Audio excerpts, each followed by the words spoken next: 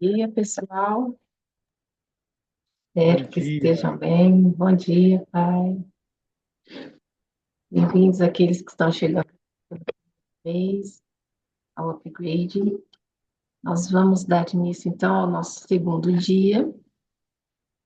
E eu gostaria de... Rosana, você poderia orar conosco hoje? Sim, poderia sim. Obrigada. Bom dia. Pode orar? Sim, Querido Deus e querido Pai, estamos, ó Senhor Deus, muito agradecidos, ó Pai, porque o Senhor nos deu mais um dia de vida, ó Senhor Deus. As tuas misericórdias são tantas sobre cada um de nós, ó Pai querido, obrigado. Obrigada, Senhor Deus, por nós podermos, ó Senhor Jesus, desfrutar de mais esse dia. Pai querido, abençoe, Senhor Deus, a todas as famílias aqui representadas. Abençoe, Senhor Deus, a essa mensagem dessa manhã. Que possa, Senhor Jesus, vir de encontro a tudo aquilo que nós precisamos e possamos praticá-la, Senhor. Muito obrigada, Pai querido. Obrigada por ser esse Deus tão grandioso em nossas vidas. Obrigada, Pai, por ser, Senhor Deus, esse Deus protetor. Muito obrigada, nós te agradecemos. Em nome do teu Filho amado, Senhor Jesus Cristo. Amém, Senhor Deus. Amém.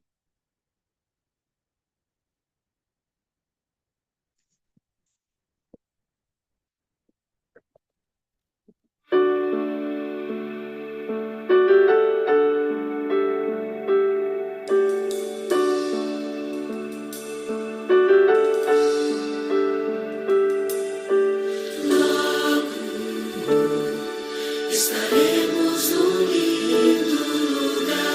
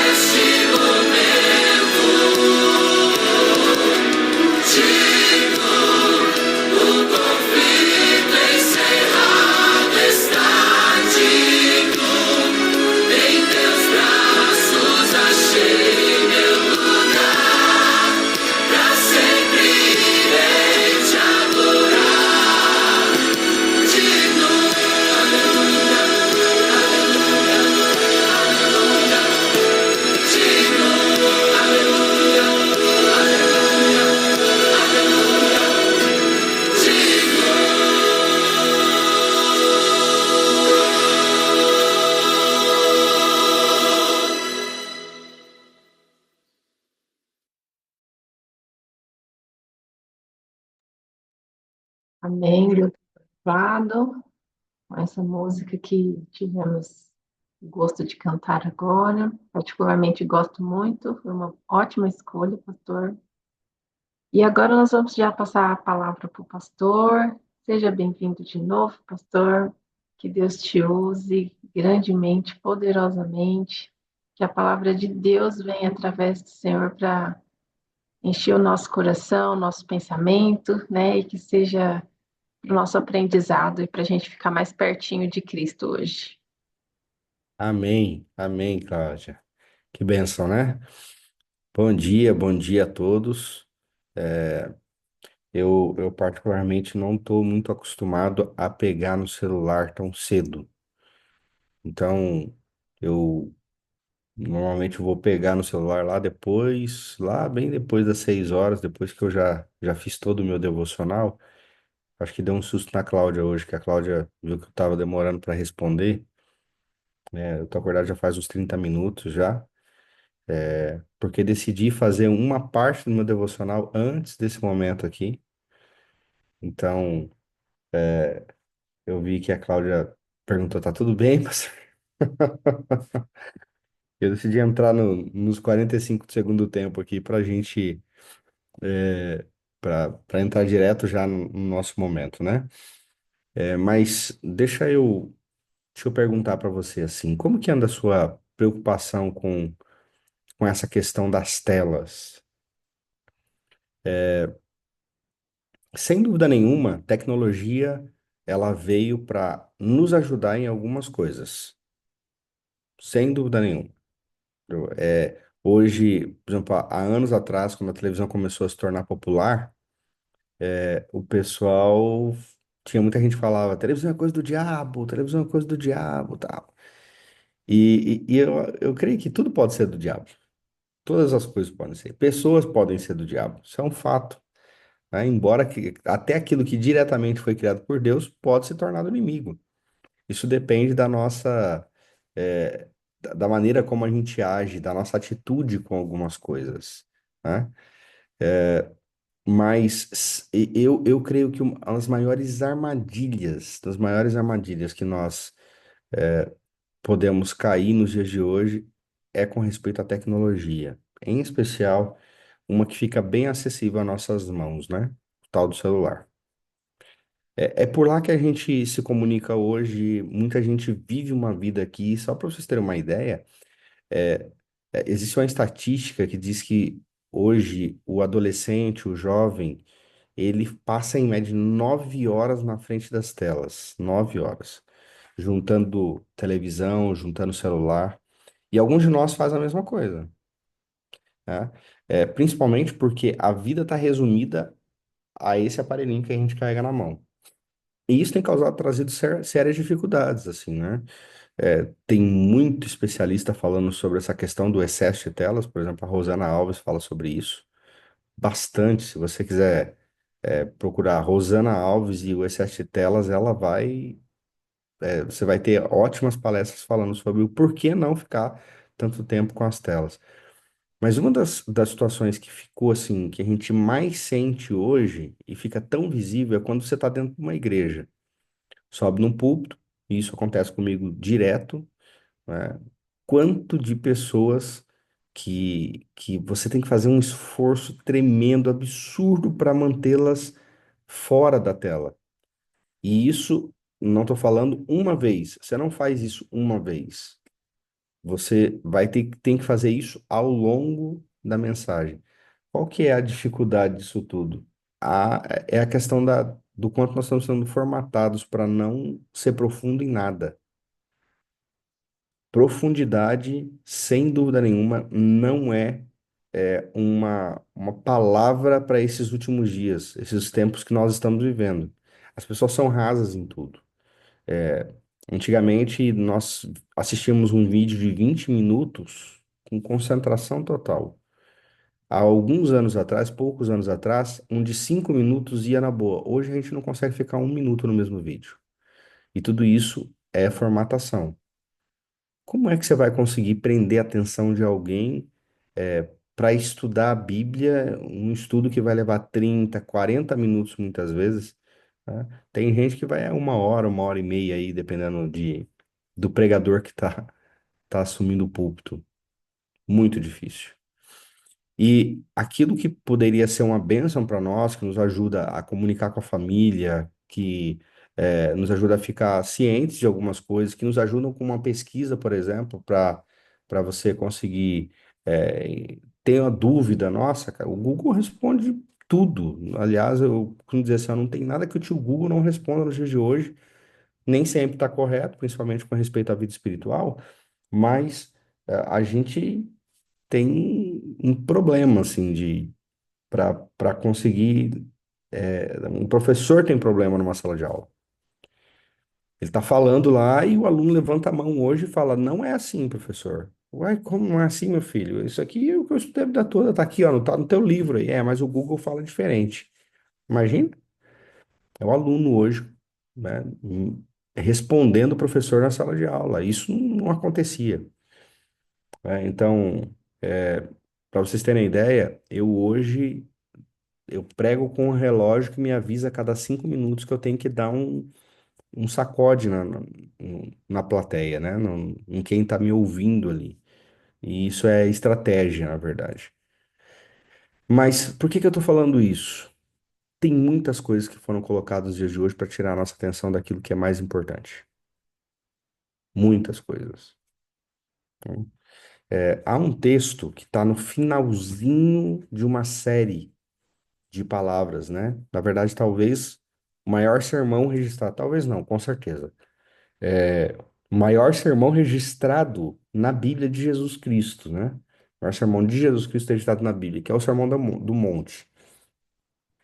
Ele fala assim, meu pastor, lá fala de tecnologia? Não, não fala não. Eu estou falando só de um item da dificuldade que nós temos e o quanto de artimanhas o inimigo tem hoje. Mais do que tentações, o inimigo tem outras estratégias, e uma delas são distrações. E a nossa mente está distraída hoje. Quanta gente hoje com TDAH, descobrindo é, autismo. Bom, antigamente só se falava de autismo com gente com graus elevados de autismo. Hoje tem tanta gente com autismo, TDAH, com não sei o quê. Então, o inimigo tem conseguido tirar o nosso foco daquilo que é primordial. Quando a gente chega, quando a gente lê esse sermão de Jesus, que é maravilhoso, maravilhoso, gente, extraordinário, assim, o capítulo 5 ao capítulo 7, lá no 5 começa com as bem-aventuranças e vem para um compêndio de ensinamentos, e se você quiser ter um pouquinho mais de profundidade, leia o livro O Maior Discurso de Cristo, de Ellen White, que é um livro todo só sobre esses 3 capítulos. Aliás, se você for procurar livros sobre essa parte da Bíblia, você vai achar muitos.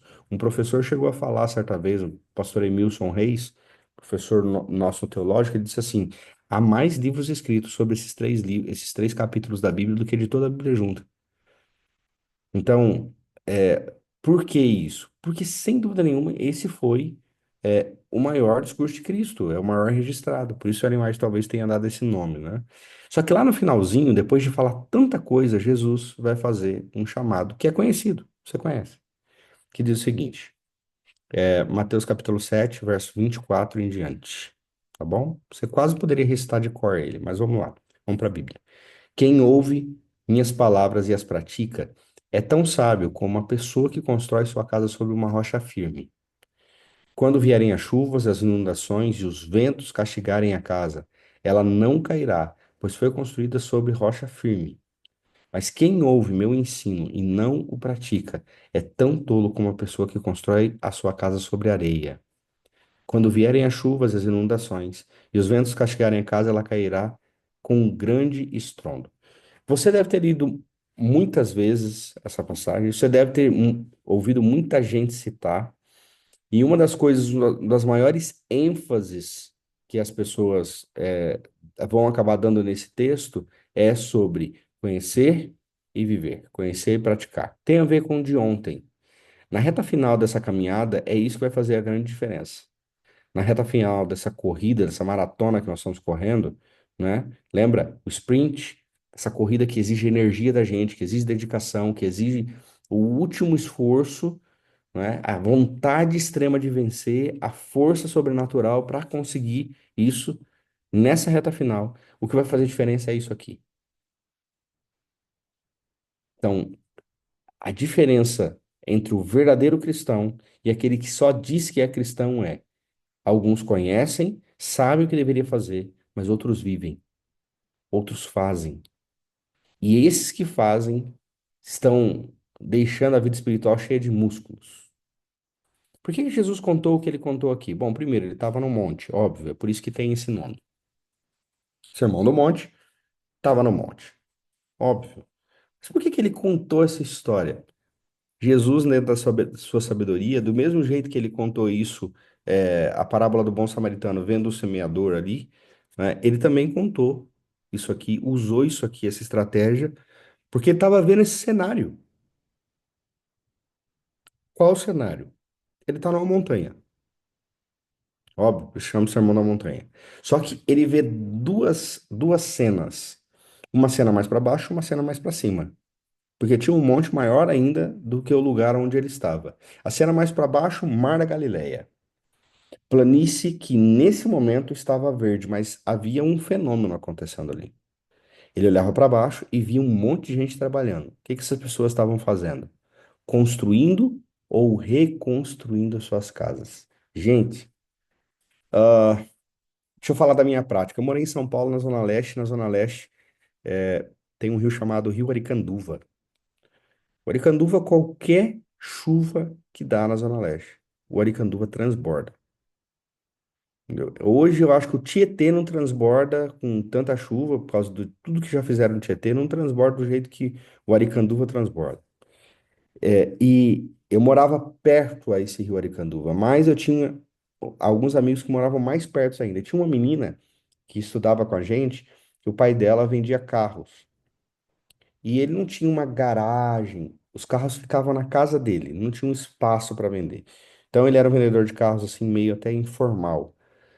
Toda vez que começava a chover, ela ligava pra gente, pros amigos todos desesperados. Falava assim: gente, desce, desce, desce, pelo amor de Deus, me ajuda a gente aqui, ajuda a tirar os carros daqui e tal. E, gente, era sempre uma correria. Às vezes a gente nem tava, porque trabalho, uma série de coisas, mas quando a gente tava, corria todo mundo, pegava os carros, levava tudo mais pra cima.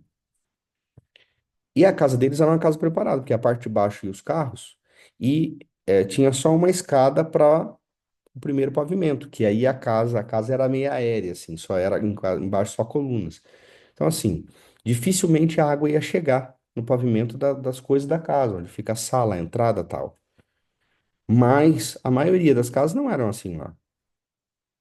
Então, o que que você via depois de uma chuva forte, uma enchente? Aquela cena que a gente está acostumado a ver na televisão, ou que talvez você já viu pessoalmente. Aquele monte de móveis na rua, tudo sujo de barro e lameado, né? Lameado, tudo lama, lama, lama, lama, lama. E as pessoas perdendo quase tudo que tinham. Mas elas saíram de lá? Não. Elas estavam lá, ano após ano, chuva após chuva, naquele mesmo lugar. E eu sempre me perguntei o que que faz uma pessoa ficar num lugar como esse? Bom, eu creio que Jesus estava ali contando a história, mas no fundo aqui na mente dele está dizendo assim: por que que você está aí de novo? O que que acontece com você? Por que que você está aí de novo? Hã? Pessoas ali reconstruindo suas casas. E outras pessoas, mesmo vendo aqueles que estavam reconstruindo, contando histórias. Você imagina, tinha um monte de gente, não era casona, gente, eram casinhas, você sabe disso, não eram mansões que estavam lá embaixo, eram casas pequenas. Né? O pessoal de poder aquisitivo grande não estava ali naquele lugar. Eles estavam talvez no nível que Jesus estava naquele momento, naquela montanha, entendeu? Estavam seguros. E aí o papo entre a galera que tá ali construindo, né? E aí? Ah, já é a terceira vez já que eu tô aqui reconstruindo minha casa. A quarta vez. E aí tinha gente lá construindo pela primeira. Depois de ouvir tanta história assim, continuava ali naquele lugar. Continuava ali. E aí vem a frase que eu citei ontem, mais sábio é aquele que, acho que essa citei também, mais sábio é aquele que aprende com o erro dos outros, entendeu? Sabe que vai dar ruim, sabe que o negócio tá acontecendo, que vai dar problema, mas permanece naquela situação.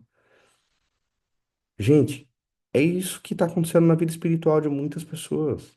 A dificuldade de praticar a verdade é porque eles sabem, estão lá na planície verde. Por quê? A planície verde tem coisas agradáveis. Né? Qual era o alerta de Jesus? Lá só tinha verão e inverno.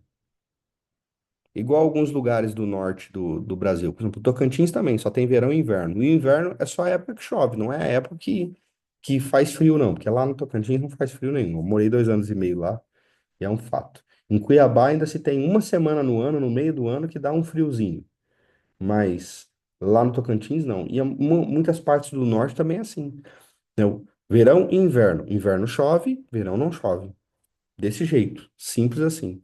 As pessoas olhavam lá para baixo, era verão. Verão não chove. O Mar da Galileia estava calmo. As pessoas podiam construir suas casas e morar lá. Mas quando começava o inverno, vinham as chuvas, as tempestades, e aí a realidade dão com ímpeto contra aquela casa que estava sobre areia. Caiu. Que dificuldade a gente tem de saber a verdade. Gente, vamos pensar no nosso mundo, que para algumas pessoas é até utópico. O quanto a gente sabe de Bíblia. E se a gente não sabe porque a gente leu a Bíblia tantas vezes, a gente sabe porque a gente ouviu alguém falar sobre a Bíblia muitas vezes. E é fato, né? Quantos cristãos papagaios nós temos por aí hoje? Gente que só repete o que ouve, ao invés de ir à fonte, buscar em Deus essa verdade que nós tanto ouvimos falar. Mas ali estava aquele grupo lá embaixo. Agora tinha uma outra realidade. Jesus estava ali no monte e tinha um monte ainda maior. E eu creio que naquele momento, lá em cima estavam pessoas seguras, lá em cima daquele monte. Pura rocha, diz Ellen White. Pura pedra. Jesus está falando isso aqui, né? O que ouve as minhas palavras e pratica é tão sábio quanto aquele que construiu sua casa sobre uma rocha firme. A montanha que ele estava vendo, que era maior do que aquele estava, era de pura rocha. E aí aí tinha uma cena que era impressionante. Qual era a cena? O caminho para subir aquela montanha era estreito, não era um caminho tranquilo, não dava para subir de charrete, não tinha um burrinho que podia subir aquele caminho. Animal nenhum subia aquilo. E aí ela diz assim: havia pessoas andando ali, subindo aquele caminho estreito, difícil, tortuoso, com pedras nas costas, carregando pedras a custo de muito sacrifício para agora construir suas casas lá em cima. Aprenderam a lição, afinal de contas. Pedra após pedra. Um trabalho difícil para chegar lá e construir a sua casa lá em cima. E ela fala assim: lá em cima daquela montanha, havia casas que estavam lá há mais de 1000 anos, firmes e fortes, que estavam construídas sobre a rocha. Pessoas que ouviram. Eu não estou dizendo que a gente precisa ser extraordinário o tempo todo. Eu estou dizendo que a gente vai conseguir viver o tempo todo. Falei ontem, né? A Cláudia, depois eu fui ver até que a Cláudia tinha me perguntado ali também alguns detalhes. Eu falando, até duas partes da nossa natureza pecaminosa serão levadas até a volta de Jesus, a nossa natureza, porque somos pecadores, e o hamartia, errar o alvo. Se isso não fosse realidade, a Bíblia não falaria que nós teríamos dúvida, por exemplo, não é? No final, quando Jesus estivesse voltando, dúvida sobre a nossa própria salvação. O errar o alvo vai estar diante de nós, a nossa natureza ainda vai gritar alto, a natureza pecaminosa vai gritar alto. Mas até lá, a minha vida tem que estar alicerçada na rocha. Eu não posso mais viver essa questão rebelde, não é? Voltando a essa realidade sobre o pecado, essa questão rebelde de ouvir a palavra de Deus e não só não decidir, ou decidir e postergar a prática disso. Onde será que eu chego com isso? Alguns a lugar nenhum, gente. Alguns não vão chegar a lugar nenhum. Por causa das incertezas da vida, por causa da grande questão. A gente sabe, hoje a gente está vivo, amanhã a gente não sabe se está vivo. Jesus estava vendo essa realidade. Da montanha ele olhava. Tem gente lá insistindo no erro. Sabe que lá a água vai subir, que vai ter tempestade, que não vai ser fácil para ele, mas está insistindo no erro, continua morando naquele lugar. Mas sábios são esses aqui, ó. Talvez alguns não tinham passado pela mesma. Alguns talvez já tinham passado, perderam suas casas lá, estavam subindo com as pedras nas costas, para construir sua casa agora sobre a rocha, num lugar seguro. Mas alguns talvez nem tinham passado, são aqueles que olharam e falaram assim: eu não, vou construir lá, que jeito nenhum, tô chegando aqui agora, tô vendo aquele povo lá contar a história de que no inverno vai chover, o mar vai subir ali, porque o mar da Galileia não era um mar, né, necessariamente, era um braço. O mar vai subir e vai levar minha casa embora? Que nada. Vou aqui já. Eu sei que vai ser mais difícil, mas vou aqui. E, gente, vida espiritual é isso mesmo. A gente fala de vida espiritual, é um negócio, a igreja é uma grande escola, onde os mais jovens podem aprender com a experiência dos mais velhos, e os mais velhos relembrar a força e a energia que tinham no passado, olhando assim, nossa, como são sagazes esses jovens, como são, né, que energia maravilhosa. Isso é a igreja. Mas mais sábios são aqueles que aprendem com erros dos outros. Talvez você aprendeu com os seus. Tá bom, você hoje pode ser chamado sábio, mas sábio é aquele que aprendeu olhando as pessoas praticarem seus próprios erros. Eu não sei qual luta você vive hoje para praticar a palavra de Deus, mas eu vou dizer uma coisa para você. Se essa luta não for vencida, se essa batalha não for vencida em oração, em busca do Senhor Jesus, não tem chegada. Não tem chegada. Isso aí é aquela pessoa que estava correndo, correndo, correndo, correndo, correndo. Talvez ainda nem chegou perto da linha de chegada. Tem gente que nem tá vendo a linha de chegada, entendeu? E aí, de repente, decidiu se juntar à multidão que estava ao redor. Saiu daquela avenida, daquele caminho principal, onde os corredores estão ali se esforçando para chegar no final da corrida. E aí agora, sabe, da evasão. Estavam correndo, correndo e agora vão para as laterais. Diz assim: ah, eu não aguento mais esse negócio. Vou ficar aqui. É, é possível. É possível que você esteja cansado. Para isso, Jesus vai falar: vinde a mim, todos que estáis cansados e sobrecarregados, e eu vos aliviarei. Não é para sair do trecho, não é para desistir, dizendo assim: eu não consigo mesmo, já prometi tantas vezes eu já prometi, Senhor, eu não vou fazer mais isso. Eu estou aqui repetindo meus erros, estou aqui repetindo meus problemas de novo. E daí? Busque nele a força, avance com isso. Não fraqueje, não é hora de fraquejar, é hora de prosseguir. É hora de continuar.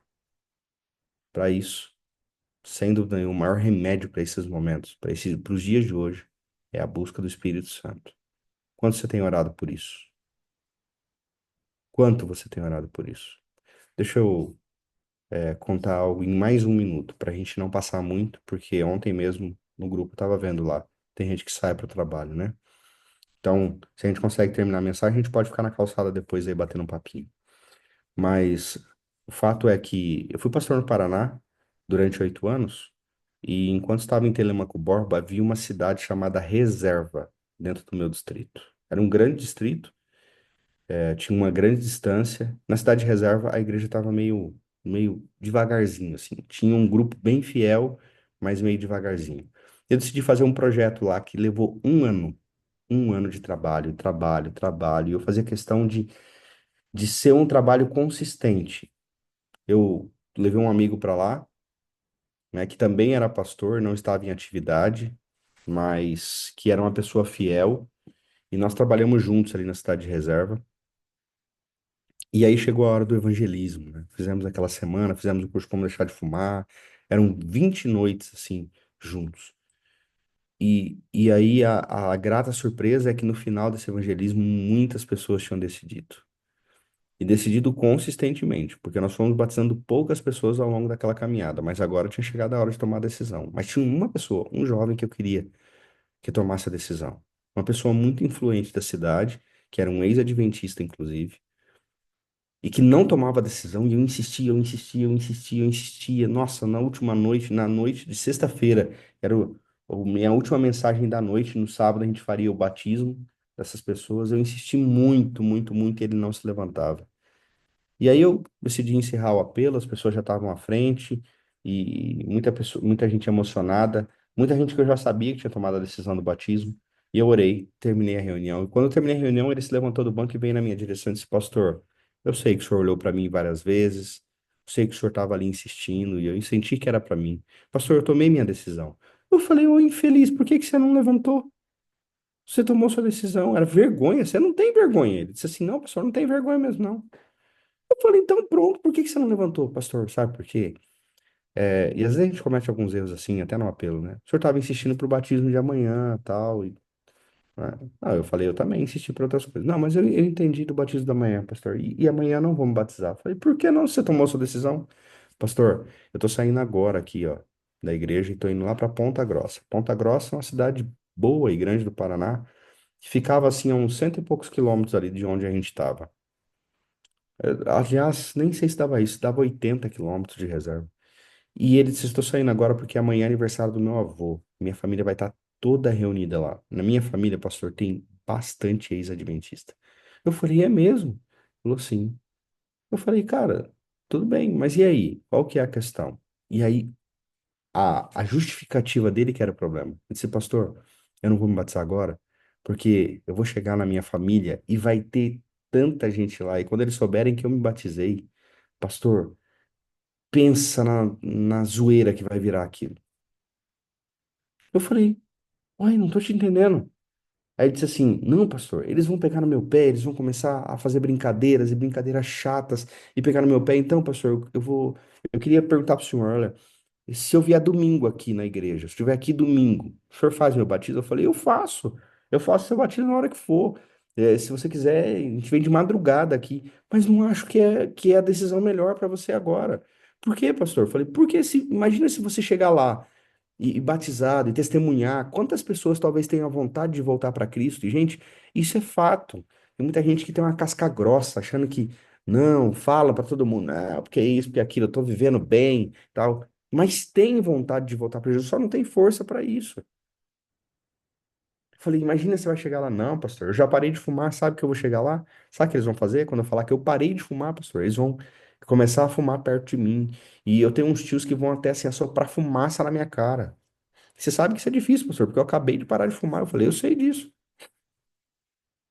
Você pode pensar, talvez você devia pensar o contrário, amigo. Que você vai chegar lá e vai dizer que parou de fumar. E alguns vão dizer, ei, o que que você fez para parar de fumar? Porque eu tô tentando e não consigo. E você vai chegar lá batizado, e algumas pessoas vão falar assim, nossa, que bom que você voltou, sabe? Quem sabe você vai me ajudar a voltar também. Não, pastor, você não conhece minha família e tal. E nós ficamos ali mais de meia hora. E ele tinha que viajar, eu também tinha que voltar para Telêmaco, que dava um bom trecho também. Desculpa. E aí eu falei, amigo, não faz isso. Vai amanhã, a festa é amanhã à tarde. O almoço com tua família. Não, pastor. Eu vou hoje. Pastor, eu te pergunto mais uma vez. Se eu vier domingo aqui, o senhor me batiza? Eu falei, eu te batizo, filho. Claro que eu te batizo, só não acho que é o certo. E aí, ele decidiu ir. E eu não batizei. Eu não batizei, infelizmente. Naquela mesma noite, descendo ali, de reserva para Ponta Grossa, ele encontrou dois caminhões, um ultrapassando o outro num lugar onde não podia. Passou literalmente por cima do carro dele e ele morreu ali. Eu não vou dizer isso, ó, são coisas diferentes. O fato de ele não ter batizado, não estou dizendo que ele está perdido. O Senhor Jesus conhece nosso coração, sabe das nossas fraquezas. Mas a questão é, e a minha pergunta para você é, até quando você vai continuar? Vendo que o lugar onde a sua casa espiritual está é areia. Até quando você vai continuar vivendo de promessas? Promessas, promessas e mais promessas. Sabendo que vai chegar o inverno a qualquer hora. De que o problema vai vir, vai bater a sua porta, a tempestade vai chegar. E se você estiver na areia, tua casa espiritual vai embora. Você não acha que é hora de parar com isso? Você não acha que é hora de enfrentar, que é difícil mesmo, que é difícil, é complicado, mas que você tem que pegar pedra por pedra, pedra por pedra. Você não vai conseguir levar uma casa lá para cima da montanha e construir sobre a rocha do nada. Aliás, esse texto nem está te dizendo que você tem a opção de construir ou não construir uma casa. Ele está dizendo que você vai construir uma casa. A questão é, onde é que você vai construir essa casa? Na rocha ou na areia? Somente casas na rocha vão chegar ao final da história desse mundo, em pé. Somente gente que colocou a vida sobre Jesus Cristo. Aqueles que ouvem, sabem, conhecem, são capazes de explicar para muita gente por aí a palavra de Deus. Ou não, você só sabe para você, mas pratica. Aqueles que praticam, aqueles que fortalecem a sua vida espiritual, praticando. Só esses vão chegar ao final da história. E eu de verdade faço disso minha oração e constantemente pedindo, Senhor, me ajuda a conseguir deixar as coisas de lado. Lembra de ontem? Eu olho naquele texto, eu me enxergo ali. Em algum momento eu tô ali naquele texto. Em algum momento. Tô falando o tempo todo que eu sou rebelde contra Deus, mas em algum momento, pelo errar o alvo, por tentar mirar e acertar o alvo e errar, eu me encontro ali no texto. E eu peço isso para Deus, e eu peço isso para tanta gente. Eu oro para o Senhor e falo assim, Senhor, é isso. Esse povo que está me ouvindo, Pai, eles também têm vontade. De certa forma, se estão aqui sentados numa igreja, ou quem sabe num grupo como esse de Zoom que a gente está, você tem vontade de conseguir vencer esse eu que é tão forte, que te puxa constantemente para baixo, que tá tentando, né, te jogar no chão, literalmente. Eu sei que você tem vontade de vencer isso. Mas, amigo, deixa eu dizer uma coisa para você. A salvação, entendeu? E a graça é uma via de mão dupla. Onde Deus faz tudo por mim, independente de eu merecer. E é por isso que eu sou salvo pelos méritos de Jesus Cristo, pela graça. Mas é um lugar onde eu faço tudo por Deus também, independente daquilo que Ele me dá. Salvação é uma via de mão dupla, onde você vai ter que fazer sim algo, não para ser salvo, mas para manter-se a salvo. E talvez seja o dia hoje de pegar a primeira pedra, encarar o caminho estreito, a montanha que é alta, mas ir lá e colocar a primeira pedra para construir a sua casa sobre a rocha. Essa, essa é a receita da vitória. É a receita que você deve fazer. Enfrentar os seus medos, os seus fantasmas, enfrentar o seu eu. E hoje dizer assim, Senhor, nem que seja em uma das coisas. Hoje, sabendo a tua vontade, sabendo que eu não devo viver desse jeito. Hoje, eu vou ser sábio. Chamado sábio pelo Senhor, pela sua própria boca, pela sua palavra. Porque eu ouvi e vou praticar. É a primeira decisão que eu vou tomar. Não sei se você precisa tomar muitas ou poucas decisões, mas faça uma. Comece uma hoje, por uma hoje, e outra amanhã, e outra, e outra, e outra, até que sua casa esteja em pé. E quando Jesus voltar, ele que também é a rocha, não vai ter nenhuma dificuldade de olhar para você e dizer: Vinde benditos do meu Pai, que possui o reino que está preparado desde a fundação do mundo. Sua casa aqui não significa nada.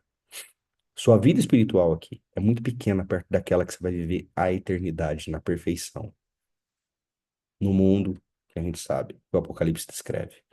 Que Coríntios fala: olhos não viram, ouvidos não ouviram. Ninguém tem consciência do que Deus tem preparado para nós. E que o Apocalipse diz: sem morte, sem choro, sem dor, sem problema. Você não quer isso? Eu sei que as câmeras estão fechadas aqui agora, mas as poucas câmeras que estão abertas aqui, quantos de vocês querem dizer: Senhor Jesus, hoje eu vou pegar a primeira pedra e vou, Senhor, começar a construir a minha casa sobre a rocha? Amém por isso. Amém. Vamos orar? Ore, fica assim. Talvez você esteja em um lugar onde você pode apoiar seu braço aí. Se doer, apoie, deixa apoiado, mas deixa a sua mão levantada diante do Senhor, não diante de mim só. E vamos orar. Pai querido, aqui estamos nós, Senhor. Algumas telas abertas, de mãos levantadas, e é o que a gente pode ver. Algumas telas fechadas, com a mãozinha ali sinalizando que levantaram a mão. Decidiram hoje, Senhor, sair da classificação de nécios, de insensatos, daqueles que conhecem a tua palavra, Senhor, e que não as praticam. Eu sei, Senhor, isso não vai acontecer do dia para a noite, isso não vai acontecer hoje, e a gente não vai se tornar, não vai conseguir levar, Senhor. Não tem nenhuma transportadora para levar as nossas pedras para cima da montanha, para a gente construir a nossa casa do dia para a noite. Mas hoje nós estamos tomando a decisão de pegar uma pedra, Senhor, e enfrentar o caminho estreito, difícil, tortuoso para subir a montanha e colocar lá a primeira pedra, Senhor. E se a gente, talvez quando o Senhor voltar, a nossa casa ainda esteja sem telhado, ainda esteja meio inabitável, Pai, nós só queremos estar lá em cima, na rocha que é Jesus Cristo, deixando de lado nossas vontades, nosso eu, todo o nosso pensamento, as nossas ideologias, Senhor, para dizer, Pai, nós estamos aqui porque estamos preocupados, sim, em fazer a tua vontade. Porque essa é a nossa demonstração de amor para com o Senhor. O Senhor nos amou morrendo por nós. Nós aceitamos isso, Senhor, a tua graça. Mas hoje, nossa demonstração de amor pelo Senhor é viver a tua palavra, dia após dia. Dá-nos força para isso, Senhor. Batiza-nos com teu Espírito, Senhor. Hoje, mais uma vez, é a nossa oração. Em nome de Jesus. Amém. Amém.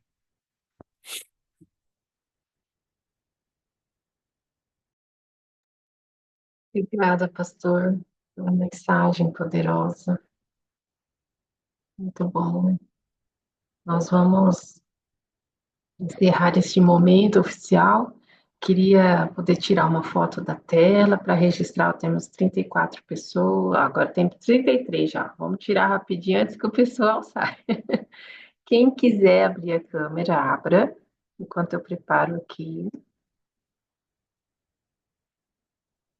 E aí, daqui a pouquinho, a gente começa a nossa turma da calçada. Vamos lá, então? Se preparem. Mais uma. Tem gente que está saindo se arrumando. Vamos lá, 1, 2, 3 e. Pronto. Então, pessoal, quem está nos assistindo no YouTube, né? Nós vamos encerrar por aqui. Você está convidado a participar do nosso grupo no WhatsApp, para poder participar aqui pelo Zoom e ficar para esse segundo momento, que é a turma da calçada, que é muito gostoso também.